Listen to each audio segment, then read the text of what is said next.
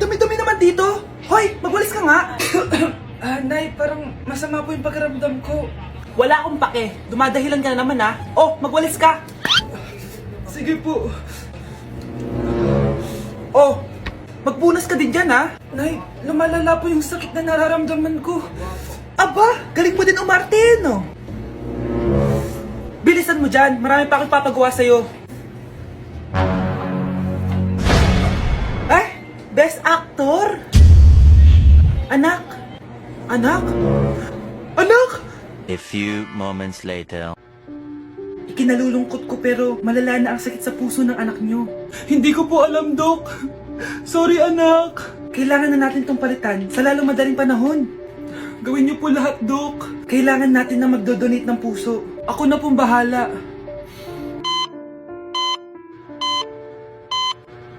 Nay? Oh, gising ka na pala. Nasaan ako? Nasaan ang nanay ko? Nanay mo yung nagbigay ng puso sa'yo. Hindi pwede. Nay, sorry, Nay. Nay?